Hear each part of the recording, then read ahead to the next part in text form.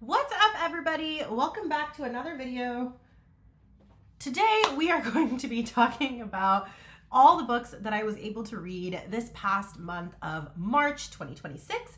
If that sounds like something you may enjoy, definitely stick around for the video. In case you were wondering why I was glancing over towards the other side of the room, it's because my cat just wandered in here and I was trying to make sure she wasn't eating any wires, but this is the good cat. So we're in good shape. But without further ado, let's jump into the video. It's reading time here at JB's Corner. Okay, let's get into it. So this month is thriller month for me. So I love to read a good thriller in the month of March. I don't know what it is. I think it breaks up February's romance very nicely, and it's not quite like spring period pieces either, and it's not quite sci-fi dystopian. So it kind of gives me a little palate cleanse before we jump into more spring and heavy hitters that I usually like to read in like May before we get back to summery easy reads in June. So I wanted to start off by talking about The Heiress, which was one of the books that we also happened to read for our book club. It was absolutely sensational. I really ended up enjoying the book quite a bit, actually. This one I did end up doing a combination of audio as well as a physical read of the book. Let me see. Okay, it looks like I've already returned the book on my Kindle, so I don't physically have the book on here because I did end up borrowing it. But let me show you what the book title looks like. Here we go.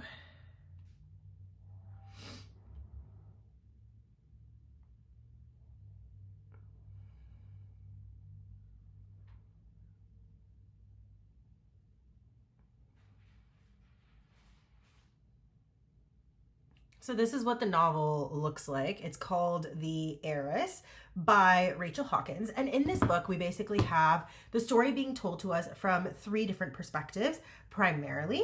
One is letters that are being told from the perspective of Ruby. And these are past story letters basically detailing why she commits the murders that she commits of her various husbands and the philosophy she had behind it, if you will. And then the other two perspectives are told more from the current day perspective. And one is Jules, who is the female fiance, and the other one is the adopted son of Ruby, who is coming back to the mansion that he basically unceremoniously got pushed out of because he was told that he was, quote, enough, not good enough, quote off, for this particular family. And they feel like he has no business taking over their assets or their home because he's not of true blood. So basically, we're following the story of this couple coming back to this mansion and deciding whether or not they want to stay, dealing with the fact that they are now the sole inheritors of all of the wealth and the deed, and also dealing with the scheming family that will do anything to keep their claws on their wealth as well as their home. And then we're also being told the story of Ruby McTavish, who was the adoptive mother, who is also the perpetrator of a lot of the craziness that is now happening within this story. Overall, it's a very well done story, and I would say that I thoroughly enjoyed this particular book. It did keep me guessing as to what was going to happen, so I did appreciate that quality of this book as well, and I ended up giving it a solid 4.5 stars. Up next, we have Finlay Donovan Crosses the Line. This is one of the books that was also on my anticipated reads video part 1. I was so excited when I found out that Elle Cosimano is going to continue this series. She's apparently just going to keep writing until people are sick of them. But the vibes of this story is basically that Finlay Donovan is a struggling single mother going through a brutal divorce with a man that's just an absolute pig. And she has 2 babies that she's trying to raise and she's struggling. So she ends up becoming friends with her nanny, Vero. Now, the only problem in all of this is that Finlay Donovan is also a writer, and she unfortunately gets mistaken to be a hire for kill assassin. And so when she accidentally finds herself getting hired to dispose of a body of a mobster, Finlay is then caught in the crossfires of the craziness. And when she ends up with a dead body in her car, who better to help her than Vero? So that was the very first book. And since then, we have had a total of 5 other books. This is book number 6. Now, at the beginning of book number 6, our trusty sidekick Vero has been taken in by the police, and she's currently wearing an ankle monitor and sitting in Maryland as she waits her trial for thinking that her sorority believes that she has stolen their money from a unsanctioned poker game. Finlay then decides that she's going to go help out Vero and make sure she's doing okay, because they haven't heard from her in about a week or so, and they're basically trying to clear Vero of all charges. Now, what makes this doubly more fun is the fact that Finlay's main love interest in the books is either a detective or a lawyer, and now we have both of those characters who are very much on the right side of the law, trying to build a relationship with Finlay, and meanwhile, Finlay is just consistently finding herself towing the line of the legal code. Overall, great book. Loved this book too. This was awesome. I love this series. I will never stop reading this series as long as books are released. This is also one that I can definitely see myself sitting down and rereading and just taking the time to go through all the books again. I absolutely adore the Finlay Donovan series, and this was top-notch as well. While it wasn't my favorite story in the series, it still kept my attention, it still kept me entertained, and I still ended up giving it a solid 3.5 stars. But that 3.5 stars is also with a grain of salt, because it is very much based on the comparison to the other Finlay Donovan books, and 2 or 3 of the other Finlay Donovan books are definitely 5-star reads for me. So that's why this one is falling a little short of the mark, but not because the story was bad, just because it wasn't as crazy and as ridiculous as some of the other books have been, but would definitely recommend the Finlay Donovan series. If you watched my last video that I posted, which was basically how many books can I read in 8 hours of a workday, I did talk about famous last words in that video, so I won't go into too much detail with this book, but essentially the idea of the book is that there is a woman who gets approached by the police when they find out that her husband has taken multiple people hostage within an abandoned warehouse. Now, the police are basically asking her to help bring him out of this hostage situation without any harm to the people inside. Unfortunately, as things continue to proceed, that is not exactly what ends up happening. The book also covers a total of 7 years, when at one point the husband goes missing, and the mystery is to basically figure out why he took people hostage in the first place. It is a very, very interesting book. It definitely is a fun read. The only thing is the writing is a slow write, and it is a slow moving book. I would say it really picks up the last 30% of the book, so just keep that in mind if you sit down and read it. But the overall writing style and the overall story plot is great. You're primarily following the story from the perspective of the wife as well as the detective, who is the homicide negotiator on the case. I would say overall still a solid read. It was probably a 3.5, 4-star read for me. I do genuinely like Gillian Mcallister, which is why I walked into this book expecting more from it. So that part is on me, but the overall story was genuinely very good. Pretty Little Wife is one of the very first books I read this month. It was awesome. This book is basically following the story of a woman who is in a very unhealthy, slightly abusive relationship, and her husband ends up going missing. Now, as the book progresses, very early on in the book, you realize that there might have been some foul play on her end as to why this man has gone missing, but the plan she had in mind for the dead body and how it should be found is not the way the story takes place. In the background of this book, the book is taking place on a college campus, and it's also found out that there are multiple young women who have gone missing over the course of the past few years, and nobody knows who's actually committing the kidnapping and potential murders of these women. She herself, the wife, is a character who has a background in law and then ends up in real estate. She's considered to be very, very beautiful, but very, very cold. So people don't really know what to make of her. And as the story progresses, we're following the story from the perspective of the detective as well as the wife herself, as we are basically trying to figure out what happened to the husband and who was actually the killer at large. We also end up finding out more about the missing women and the story behind that as well. Trigger warnings with this book. I will say there's a lot of talk about abuse, a lot of talk about underage sexual abuse in particular, but I will say overall it's handled well and the book is written very beautifully. This is one that definitely grabbed my attention from start to finish, and I did end up doing this as a physical read only. I did not listen to the audio on this at all, and I flew through this book. So would definitely recommend this book to everybody who's looking for a fun, interesting thriller that has to do with a crazy marital couple's journey. Around the same time that I read Pretty Little Wife, I also within that week read my first Alka Joshi book, 6 Days in Bombay. This book is basically following the story of a young woman who works as a nurse in a hospital, and she is charged with taking care of a famous painter at her hospital. Now, unfortunately, that famous painter ends up dying, and there's a lot of suspicion around the death, and there is question as to whether or not our main character may have had a hand in the death of this famous author.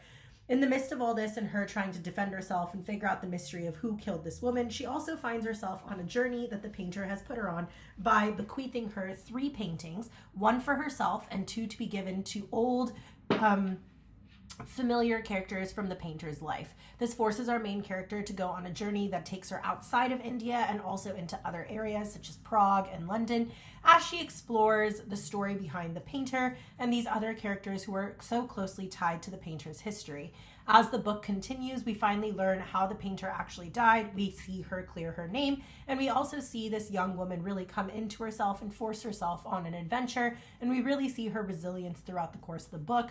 I think overall it's very beautifully written. Alka Joshi also has a way of depicting India in a very interesting way. This is like around the time when independence movement is very, very strong, and we slowly see the Britishers leaving India, but at the same time, they still have a stronghold in their own right within the country, and she, our main character, being of both descents, doesn't really know where she fits in, whether she identifies as truly Indian or more British, and how that equation plays in her life. Overall, I would say this is a fun read. It definitely is a soul-searching book. I wouldn't necessarily call it mystery thriller, which is what I was hoping for when I picked up this book, because it did sound like it was going to be a murder mystery unraveling situation. But while there is a component of mystery and thriller to it, it's more of an adventure book, I would say. So if you're looking for an adventure book about a woman who's really coming within her own and stepping up for herself and outside of her comfort zone, this is a great book for you. I also think Alka Joshi just has a beautiful way of writing, and she really does capture this time period very well in the book. So yeah, I ended up giving this a solid 4-star. This was my least favorite book in March. This is a 2-star read for me. Not because Sara Ochs is a terrible writer, but because I could not stand one of the main narrators of the book. The book is told from the perspective of 2 women primarily. One is a young woman who is hiding out in Thailand at the resort, where basically she has changed her name and who she is as a whole in order to escape a very tragic past. She is currently engaged to one of the main characters who happens to own property in Thailand, and they are expected to be getting married soon. However, she has a very dark, dark secret in her past that keeps threatening to pop up when dead bodies start to appear at the resort.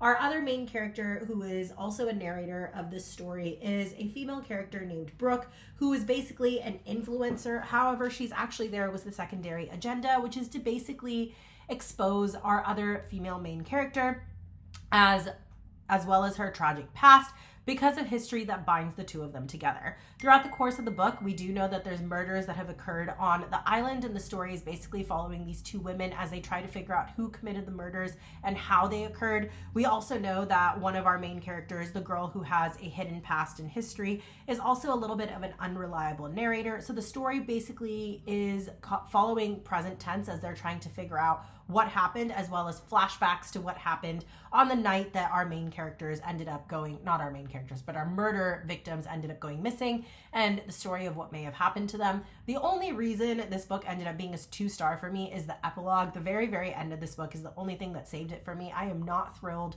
with who survived in this book. I am not thrilled with the way the book progressed. I am not thrilled with one of our main characters who's holding a grudge, I think, against the wrong person. So there's a lot of things about this book that really rubbed me the wrong way. But overall, the murder mystery in the story is interesting. The book does progress on its own accord.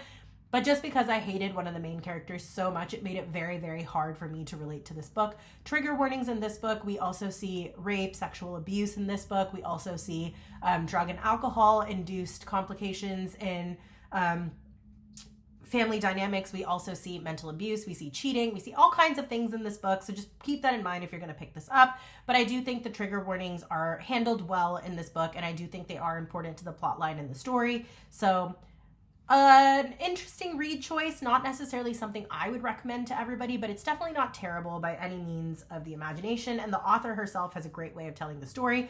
I just truly hated one of the main characters, which is why this one was a solid 2-star read for me.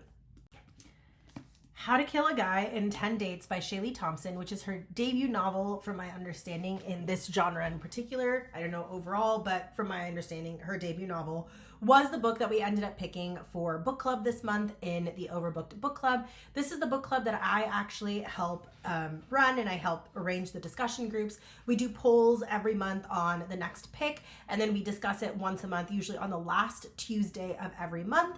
So if that's something you may be interested in, definitely check us out on Facebook. We would love to have you on our group discussions.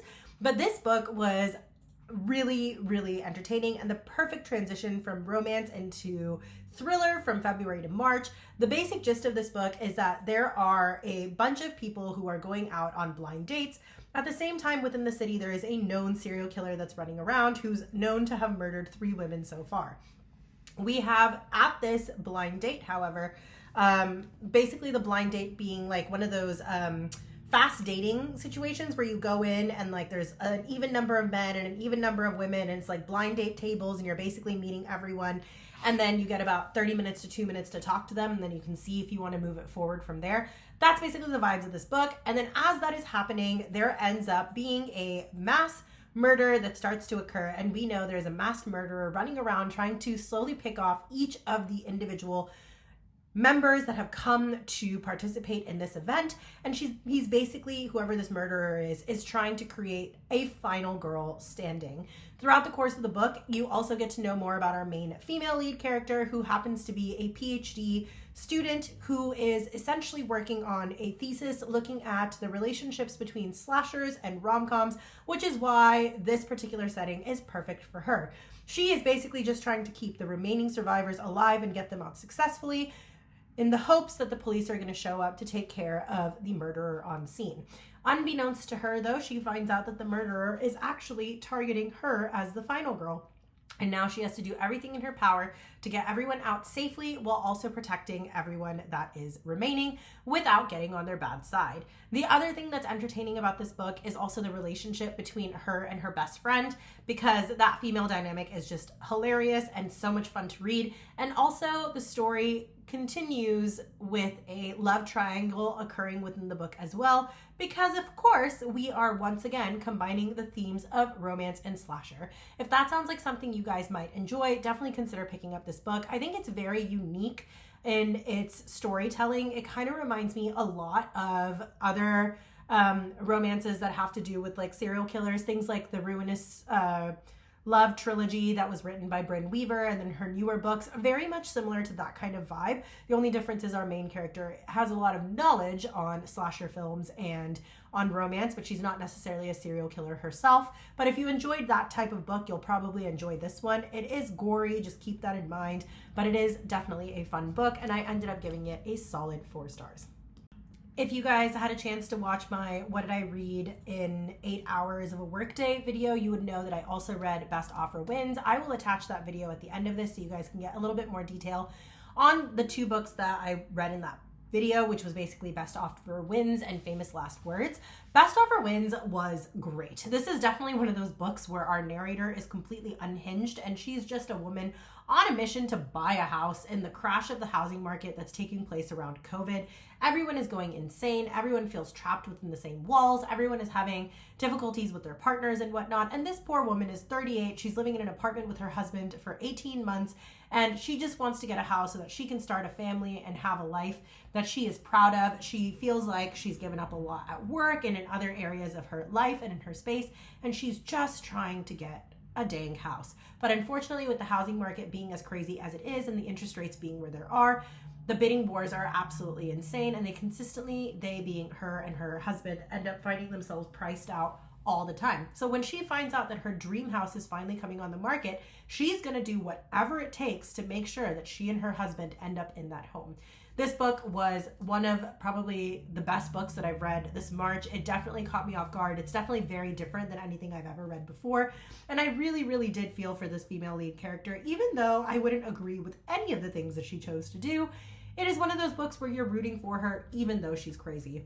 If that sounds like a fun read for you, definitely pick this one up. This is a whirlwind of a book. And whoever commented on my chat when I talked about my TBR and said that this book is one that's very entertaining and also takes you for a ride, you guys were so right. And I am so thankful that I finally got a chance to sink my teeth into this book. It was absolutely brilliant. Definitely recommend. Solid 4.5 stars. I will be doing a series review on this duology by Laura Dave soon, probably the next video. So I'm not going to go into too much detail about this book, but this book is basically the sequel to The Last Thing He Ever Said to Me, or He Ever Told Me by Laura Dave. It is basically taking off about 10 years after the initial book. And in this book, we basically see that Bailey, the young girl in the first book, is now finally an adult and she's out dating. And then Hannah, who is her stepmother, who did everything she could to protect Bailey, finds herself finally at peace. They have settled down. They have resolved all the family history. And yet all of a sudden her ex-husband, or her missing husband, I should say, appears and basically lets her know that the game is afoot again and she and Bailey are in danger. Now at this point, Hannah is going to do everything possible to protect Bailey, and she's going to do everything she can to figure out where her ex-missing husband Owen is in order to finally resolve the craziness that started in the first book. This was such an enjoyable read. You also get the perspective of Nicholas, who is the grandfather that is mentioned in the first book. We get perspectives from Owen himself in this book, and then we also get continued experiences of Hannah in this book. And it's just so sweet to read this book and really see the family that has come out of the craziness that occurred in the first book, as well as the family that gets to be together once again because of the resolution of this book, as we see Owen and Hannah finally get together at the end of this book. Not really ruining anything there, because it kind of says that in the jacket sleeve as well, that, you know, they're going to see each other and all that kind of stuff. But the way that it happens, the way that the story progresses is absolutely phenomenal. I realize that was near nothing in terms of information about this book, but the first book in this series was a 5-star read for me. It was probably the best book that I read that March in terms of thriller mysteries.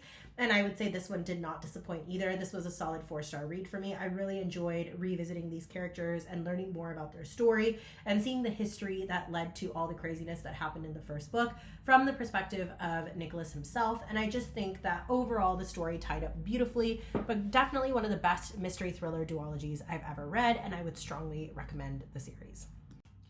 I read Ashley Elston's First Slight Wins last year, which was her debut novel in this space.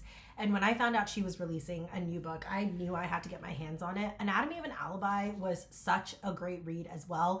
In this story, we basically know that there are 2 female lead characters that are primarily telling the story, and then we also have 1 male lead character named Hank, who is also telling the story as well. The story is following the characters Camilla as well as what's the other girl's name? Aubrey, as they are basically trying to find information on Mr. Ben, who happens to be Camilla's wife. Now the problem is, it is a known fact that, Camille's husband, and Benjamin Bayless is known to be a little bit of a crook when it comes to his law firm as well as the way he wins his cases.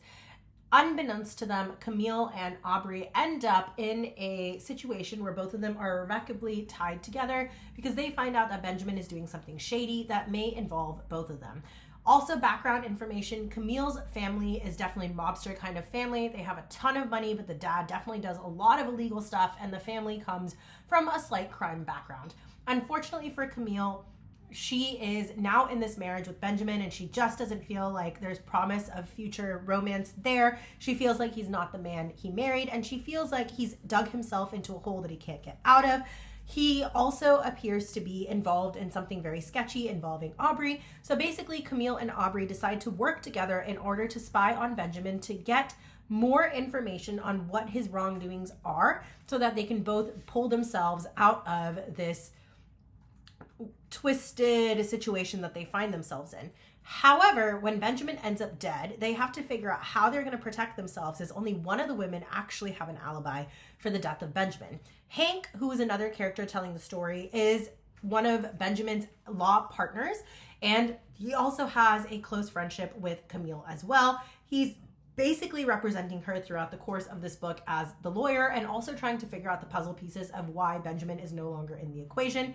We also get introduced to Camille's brother, Camille's sister-in-law throughout the course of this book, and we also find out that Aubrey has a house full of multiple tenants that all live together. She herself is an orphan, and all of this is dating back to the day her parents died, and that is how she finds herself involved in this mess. So throughout the course of this book, you're actually solving one or two different mysteries that all end up tying together. And I would say this was probably one of the funnest books that I read as well. This was another book that I only physically read, and there was actually multiple quotes that I actually had to highlight and tab, and I just think it was such a fun read. Would definitely recommend Anatomy of an Alibi. I would say this was a solid 4-star read for me, but again with a grain of salt, because First Fly Wins was such a hardcore 5-star read for me from this author that I feel like this one didn't quite hit as close to home as the other one did, but I do think that this was also an excellent book, and I definitely see myself picking up any future Ashley Elston books as well. The Exes by Leodora Darlington is absolutely insane. In this book, we are following the story of our main female lead character who has a history of tragic past befalling all of her exes. They have all committed some kind of grievous issue against her at some point or another, and they've now all found themselves dead. Now, in the current time, she is engaged and getting ready to marry, or no, she's not engaged. She's already married to a wonderful man, and they are basically trying to have a baby, only for her to realize that he has stolen a bunch of money from him. Now, the problem with their relationship is they decided when they got together they weren't ever going to talk about their past, and they were only going to move forward with each other in their life. Initially, both characters loved this about each other, the fact that there was no jealousy or craze, but when her husband finds letters that our main character has written detailing the deaths of each of her ex-husbands and why it occurred, he's starting to doubt her sanity, and she is also equally irritated when she realizes that he has given away thousands and thousands of her dollars that was supposed to be used towards IVF treatment for them to start a family in order to prevent a blackmailer who was found out about her past from giving any further information away. The story basically toggles between past and present. We learn a lot of different things about these characters. The book is also very twisty and turny. You don't always guess where it's going to go. I think there were certain aspects of it that I could definitely guess was going to happen, and then there were other aspects that you were like, oh my gosh, I wasn't expecting this to happen. It's definitely a thriller murdery mystery, and I think it was definitely a fun read. It's fast-paced, it's enjoyable. I do think this one is great for audio as well. I ended up doing the audio version of this book along with the physical read, and I really enjoyed the audio version of this book. I think the narration was beautifully done, and I think overall the story and plotline is very interesting. I will say, for the past portion of this book, you get a lot of unreliable narrator in the book, and that does make it a little bit hard. I also think there's a lot of profiling of African-American women being very angry and jaded as a whole, and that part was a little hard for me to stomach. But I do think the tragic childhood history, the relationships that ended up the way that they did, our main female lead's character's interactions with her therapist, the story of her and her husband, are all very, very moving storyline pieces, and I do think you really feel for the main narrator in this book. But I think overall the storyline was incredible, and I did actually really enjoy this book, especially with all the twists and turns within it, and I ended up giving this book a solid 4 stars. Last but not least, I ended up reading Sophie Stava's Count My Lies. In this book, we basically have a woman who is a pathological liar. She essentially loves working with children and just wants a life that she is unable to actually have with her current lifestyle, and so she makes up all the lies possible to make her sound cooler and make herself sound more interesting. However, one of those things and one of those imaginative life moments has led her to a position where she's lost her job and she's now working at a nail salon, and she's just trying to get by, and she has a restraining order out against her. She can no longer work with kids, which is all she ever wants to do. So when she finds a husband and his daughter playing at a park, and she notices that the little girl has a bee sting, she decides to step in and basically state that she's a nurse looking for a nannying position. The husband immediately hires her and thanks his lucky stars that she's there to help save the day.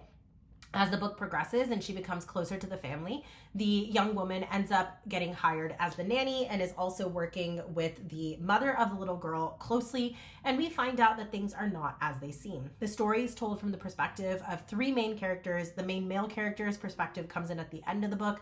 The second main female narration comes in about midway through the book, and then the first female lead character, who is our pathological liar, is shown narrating the first half of the book. The story is told from multiple different perspectives and moves very quickly, and it definitely goes from slightly stalkerish to holy what just happened to murder and mayhem. And I think overall the storyline was just very, very enjoyable, and it moves very fast. I can't give too much of the plot line away because if I do, it would destroy the book. And so I do think it's definitely worth picking up this book and reading. And I think it's really interesting where this book went. It reminds me a lot of Simple Favor. For anyone who's read that book or seen the movie Simple Favor with Blake Lively and Anna Kendrick, that book and that movie is very, very similar in vibes and genre to Count My Lies. And I think that Sophie Stava did a wonderful job with this book.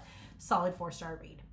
And that does bring me to the end of this video. If you guys ended up sticking around to hear about all 13 books that were read this month, kudos to you guys, because I know this was a long one. Thank you so much for being here. For those of you that are new, if you liked this type of content or bookish related content in general, specifically revolving mostly around fiction, definitely stick around, because here on this channel, there's a definite fiction addiction, and we are here to continue to propagate the love of reading.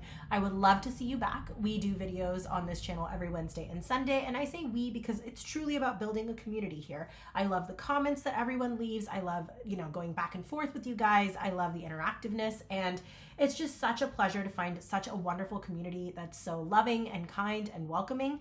And to all of my returning subscribers, for all of my returning video consumers, I just want to say, I appreciate all of you so much. It means the world to me that you're taking time out of your day to sit and watch these videos, to spend time with me, to talk all things fiction. And I love the little comments you guys leave. I love responding to you guys. I love, going on this reading journey with every single one of you. And I can't thank you enough for everything you guys do to support me. I just want to leave everybody with this. Wherever you are in the world, I hope that you're feeling safe, secure, and happy. I hope you're getting plenty of time to rest, read, and relax. And I will catch you guys on the flip side in the next video. Bye.